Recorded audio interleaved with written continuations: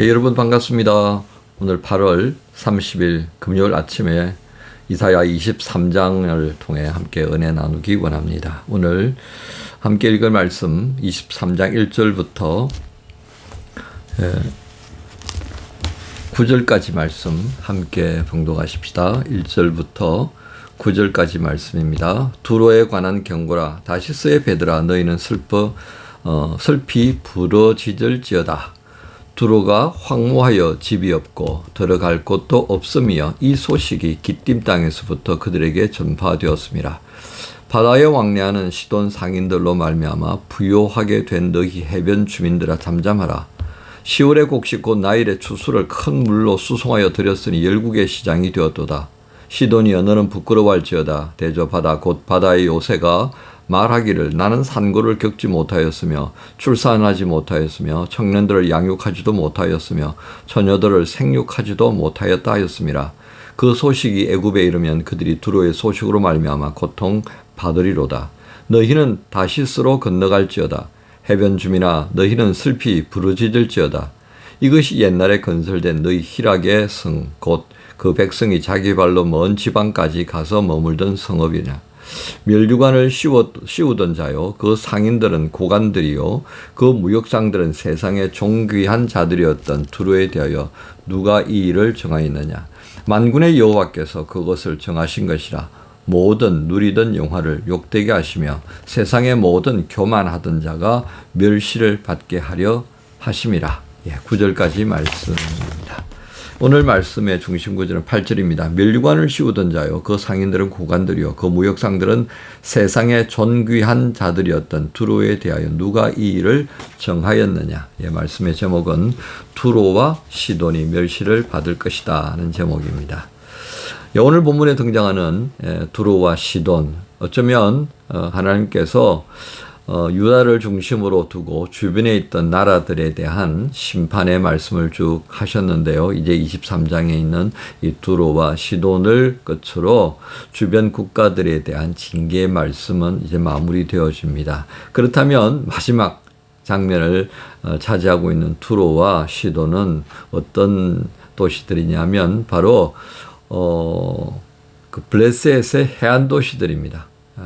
이 무역로가 이집트로부터 시작해서 갈대아 지역까지 이어지는 그로 따지면 이란 지역까지 이어지는 그런 해상 무역 루트와 육상의 무역 노가 같이 만나지는 굉장히 중요한 지역이 두로와 시돈이다라고 하겠습니다. 그러니까 얼마나 이 중개 무역을 통하여서 부를 축적하기가 쉬웠겠습니까? 그래서 어떤 이들은 이 두로와 시돈의 금이 넘쳐났다. 금과 은이 넘쳐났다. 이렇게 할 정도로까지 부유한 그런 항구 도시다라고 할 수 있겠습니다.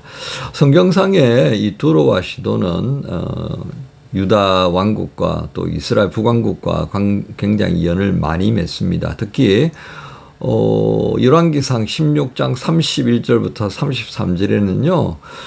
이 시돈 왕인 엣발의 딸 이세벨이 북왕국의 왕인 아합과 혼인을 맺게 됩니다. 이 일로 인하여서 정말 하나님으로부터 큰 진노를 받게 되는데, 왜냐하면 이세벨이 북왕국으로 시집을 오면서 시돈 지역에 있던 바알 신앙을 전수하는 완전히 선구자적인 역할을 합니다. 그러면서 이제 악하기가 아주 그냥 끝도 없는 그런 여왕이 되어졌는데요. 나중에 아합과 그의 후계자들은 예후에 의하여서 다 죽임을 당하게 되죠. 이 시돈은 우리가 지금 보고 있는 두로에서 약 북쪽으로 한 40km 정도 떨어져 있습니다. 그냥 진짜 가까운 것이죠. 그죠?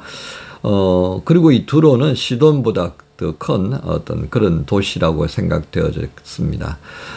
두로는 두 개의 거점 도시로 나누어져 있는데요. 하나는 이 800m 정도를 해안하고 떨어져 있는 자그마한 섬입니다. 이 섬의 북쪽과 남쪽에 두 개의 항구가 있었는데요. 남쪽은 나중에 이제 지형이 변하여서 완전히 수몰되어져 버리고 북쪽에 있는 그런 항구만 남게 되었습니다만은 어쨌든 이 섬과 내륙에 있는 이 두로의 두 개의 도시는 굉장한 그런 그 지형적인 이점을 가지고서 적을 막아내는데도 아주 큰 도움이 되었던 것입니다. 하지만 기원전 333년에 알렉산더는 이 800m 되는 이 섬과 육지 사이를 방파제를 쌓으면서 이제 군대가 진격할 수 있는 통로를 만들게 되죠.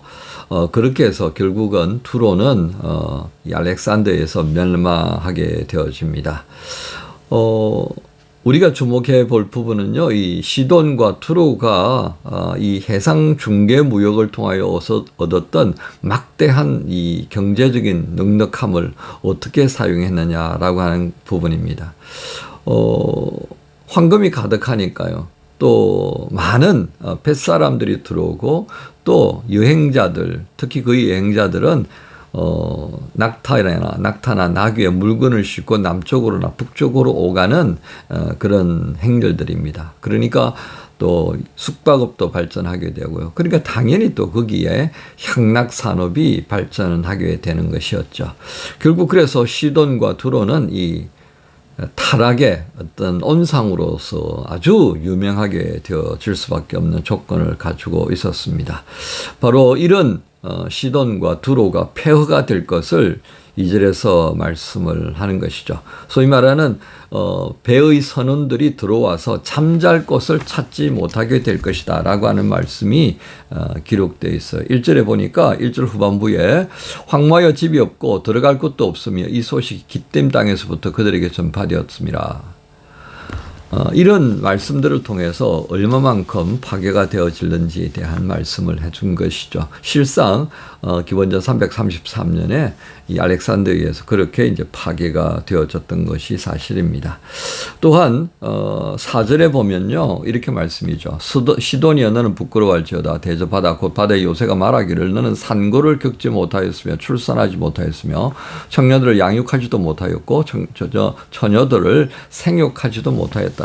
소위 말하는 그들은 향락에만 몰두했지 어떤 역사의 발전, 어떤 도시의 어떤 성숙, 뭐 이렇게 좀 그런가요? 예. 하나님께서 주신 이 경제적인 넉넉함을 오직 그들의 향락에만 썼다라고 하나님께서는 보셨습니다.